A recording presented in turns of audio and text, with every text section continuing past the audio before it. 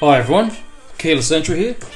I haven't made any videos for a while. All the stuff I've been uploading has been pre-recorded, so I've just been so flat out with work. Now I have a week off from work, so I am blaze stoked. So anyway, padlocks. They are my favourite lock to pick, and especially the ones that have removable cords.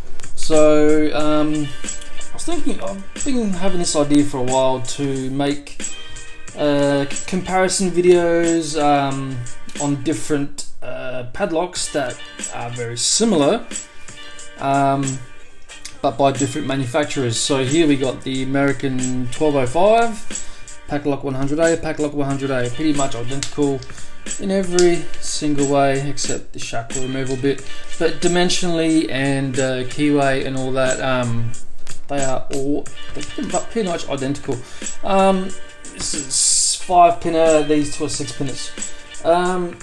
Here we got another example. We got a Yale.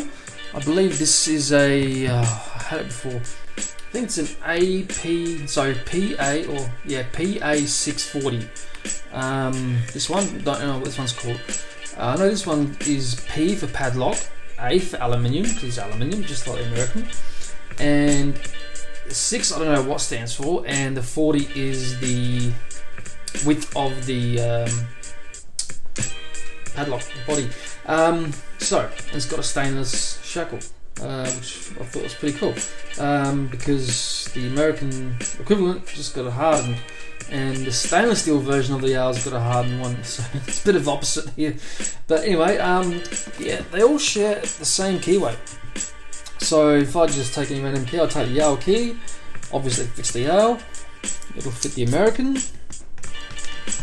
it'll fit the PACLOCK, and it will fit the 1205 as well.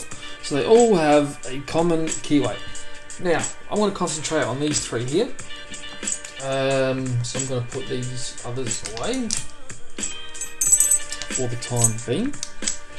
So yeah, during this week I plan to make a whole bunch of videos and sort of upload them as I go along. So, to tell you a funny story. So I received, we'll talk about the PACLOCKs. I received these two from two different US pickers, Skull Picker and Culper Woodhull, months apart. And they both have the exact same bitting. I was surprised about that, because I know PACLOCK do have a lot of key combinations, and they have the exact same key. So that was very, very interesting. So basically I've got two of the same lock, but I do have, I think I might have key pins to suit this. They might not be exactly the same, but yeah, I'll have to check it out, because I remember from Papa Smurf sent me a whole bunch of CASP and ABIS ones. I'm not sure if they're 2.4mm or not, plus I haven't had time really to check it out. Anyway, so today we're going to concentrate on the PACLOCKs. So put this American away. I will be doing a comparison between the two and the differences and the similarities. So let's pick this one here. I received this one first, so I'll do it in that sort of order, I guess. And this lock has been my nemesis, because it's really, really camera shy. So hopefully today I can crack it. But I haven't picked a lock for a while. Excuses, but yes. So I think I tried to use this last time. Yep. So you can see already how much play that core's got in it. So it's got a lot of, let me zoom in, it's got a lot of spools, serrateds, that sort of thing in there. So yes, it's quite, moves around a bit. As you can see, and also it does move around in other directions too. The kick is not 100% secure in there. It does come like x-axis, y-axis, and z-axis, so it moves in every direction, which can make it harder to pick. So, and also when you got the tensioner and you have to manual counter rotation, this faceplate gets in the way of the top of the keyway. So yeah, it's a bit of a tricky pick for me anyway.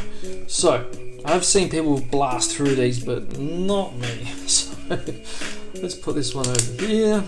That's the key for it. Put it over there. And let's try to pick this one. So okay, pick. I need to pick. So what we got here? We've got the lockout buster and the B-shoe. Now these have got really small pins, so I'm using hooks with very fine tips, so I'm not hitting more than one key pin at a time, because that can be disastrous. So let's tension it up and give it a whirl. I might start with the lockout buster because it's quite a long keyway, tall keyway. I mean, there's plenty of room to get in under there, under all those pins. So, not using much tension. Start from the front. Okay, tension is there, but that's okay. Okay, just got a little bit of counter rotation off one and a bit of movement, I think. Okay, I might have overset that now. Let's start it again. So I think I tapped it first and it actually went into place. Let's try it again. I'll put a little bit more tension on it. Okay, there we go. So one is set. I might have slipped off it. No, one is set now. Okay. Okay, two. Sounds like a serrated pin because it's got a nice click and movement. Slipped off it. Okay, two is set. And a bit of a deeper false set now. So make sure one is still set. Yes. Two. Okay, let's move down the stack to three. Oh, I just touched three and I feel like I set it. Four. Okay, four gave me a clip. That means I think that's a serrated. And it's not giving me any more than that. Okay, under five now. Okay, just touched five and it gave me a bit of movement. Let's go to the back of the core. Okay, that was five again there. Just touched five. I was trying to hit six actually. Let's find six. Six. Let's give me a bit of counter here. Okay, just set six. And I'm gonna false set now. So six is set. So that's dropped down. That's five. Oh, I hope that wasn't overset. So okay, one feels okay. Two's falling back down. I was setting six. Oh geez, a whole bunch dropped in. So three, four, five's dropped. Serration on five. Let's go six. Six is dropped again. Key pin's dropping. Wow, okay, six. Let's go for five. Okay, serration on five. Six.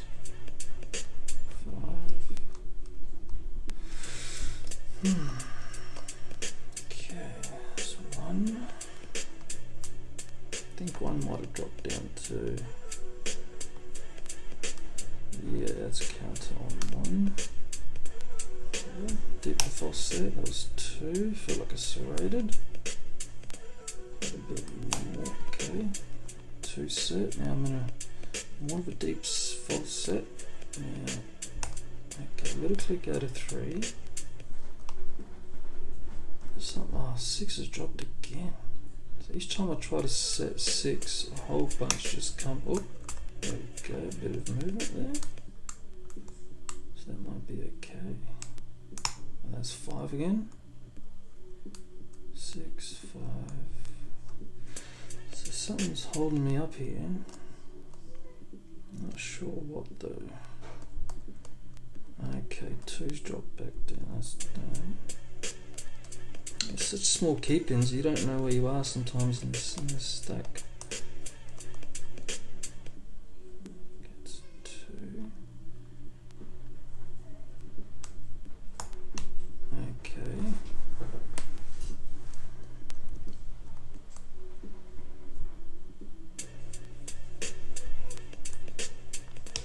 Oh, more movement there. So, wow, that tension's about to fall out. I'm in a really deep false set now, as you can see that. That's pretty deep there now.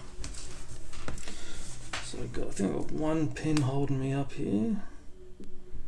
Just gonna see who wants to talk.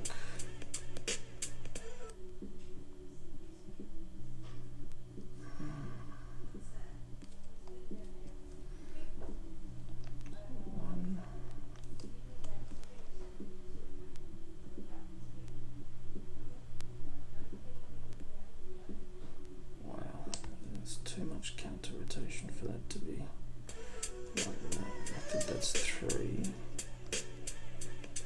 That's 4.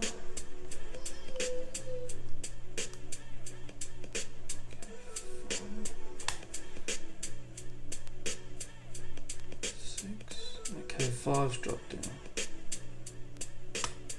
Oh, and we got an open. Ha ha! Camera Sherlock. Alrighty, so finally got the PACLOCK 100A on camera. Very, very nice. Proud moment. Proud moment. So I'm going to gut this thing out. Now this has a crimped core.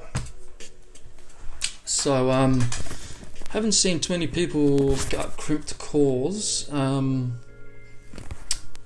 but I think I've figured out a way. So I know Masters have a crimped core, and I have a special follower for crimped cores too.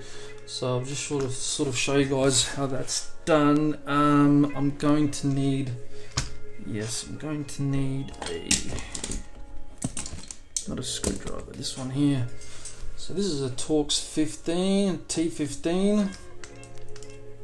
I think the imperial equivalent is 7/64. So yeah, which I've got an imperial Allen key set, and it doesn't include that. Sort of like a specialty size, I think, but the Torx 15 is a exact match, as you can see. So yes, it fits in quite well. So I use this for PACLOCK guttings, and some Americans have them too, I think, or some Masters. So we have a crimped core. I'll give you a close up of this because this has no clip, no anything. But if you notice on this side here, let's get a pointer. On this side here, it's flat. So you've got a flat spot there, keeping that core in on that. It's got a little lip. I'm not sure if you can see that through there, but it's got a lip, and this little crimp holds the core in place. Now, the bottom of the core where the key is has got a flat spot. So if you twist towards that crimp, you should be able to get your core out. With this one, what I had to do was get a flat blade screwdriver and just slowly pry it, ever so slightly pry it, so that it sort of clips in and out. As you can see, it clips in and out, but if you were to turn it any other way, there's no way you're going to get that out. So I'm going to shim this because of the obvious security drivers, and I will get focus back down here. There we go.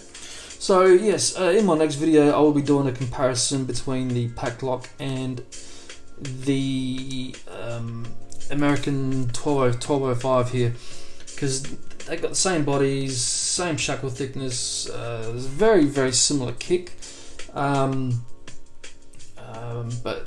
they don't have a crimped core. And the PACLOCK 100As that I've seen on YouTube don't have crimped cores either. Well, there was one, but they didn't end up gutting it. So I got this special follower. I got this from Bobby Keys when I got that set of 6 up there, and notice it's got a flat side. So that goes on the crimp side. So it's like a half moon shape to match the back of it. I think the masters, some of these, Bobby said that some of the masters have the same crimped core deal, and that's what it was for. But I've noticed you can use them for PACLOCKs too that have the crimped core. I don't know, I'm having trouble getting it out. So you need to get it pretty perfectly flat on. There we go. So I'm just going to start that manually, and just do it with the follower. And there is that ring. There is that lip. Sorry, that lip. Focus. So as you can see there, it's behind key pin 6. There's that sort of lip there, that recessed part, and that interacts with the crimp, which I'll show you once I've finished gutting it. And I do apologise for the length of video already. So fully populated to 6, as you can see. Dump all these key pins out. 1, 2, 3, 4, 5. Little tiny one. So these are 2.4 diameter, I believe, key pins. Like the Lockwoods and all that I usually put, I think they're 3 or 2.8. So these ones here are dead on 2.4 millimeter, which would be in inches. Oh, now I've got it. I've got to reset it. Sorry. Let's get the key pin back in there. Shouldn't have measured it. So we've got 2.4. And in inches, that would be 94 thousandths. Or 95 thousandths, rounded up. Turn it off. So, that's why you need the very pointy pick, so you can get into each individual pin. Just going to arrange these key pins.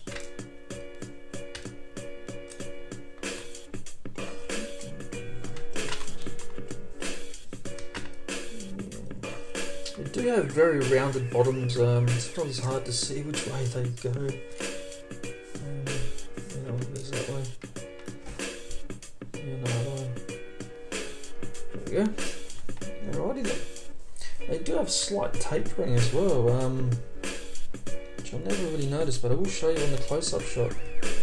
They do have slight tapering on them. They've always been so small, I've never really took much notice. I wonder if the American pins are going to have the same deal. Okay, drivers now. So we've got the core there. So a fully populated core. A crimped Bible.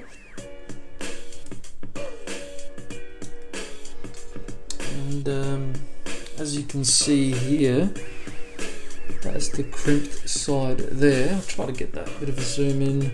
If anyone else has got one of these, maybe this will help somebody. So this is the same size as an American or Abus follower. It's just got a flattened end. And if you, I'll try to twist it, and you can't twist it because, as you can see, that crimp is stopping me from. So it's not totally round, and I can't spin it the other way because everything will fall out from the Bible. So just you can spin it, but you've got to use a lot of force, and it's actually biting into the plastic there, so I don't really want to do that, but as you can see freely, it won't spin in there. So that's the crimp there. Alrighty, so hopefully that's a bit of help for someone that's got a crimped core, how to gut them. Okay, let's start at the back, I suppose. Okay, so standard in number 6. Come out. So yeah. Standard in 6. Spool in 5. Serrated in 4.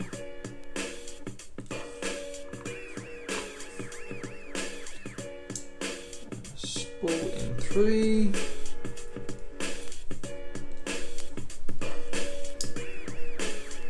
Serrated in 2. I'm guessing a spool in 1. Looks like it's a bit of a pattern going on here. Spool, serrated, spool, serrated, spool, serrated. So yes, and the sprung, which will go in there. Okay. So just show you this again. So you can't put the core in when it's straight like that. You need to get it to the angle there, and then it will pop in, as you can see there. So do it again. It won't go in, so it's leaving a gap at the front. As soon as you rotate it, it clips in, rotate it back, and there's no way that will fall out. And it doesn't affect the lock at all if you loosen that crimp up a little bit, because when you're picking clockwise, so that crimp is actually on the opposite side, so it won't affect your lock function whatsoever. Right, so let's get this out again. Put the core there, the Bible there, the rest of the pieces, and I'll get the box and I'll show you guys these really nice drivers and little tapered key pins.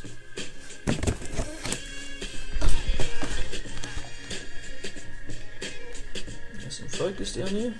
Alrighty, so let me get a pointer and sure you can see the tapered ends of the key pins. It's gone upside down now.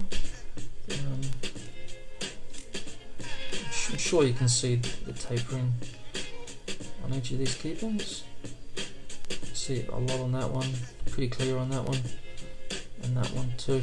It's got the spool in 1, so it's got a very flat top but a rounded bottom.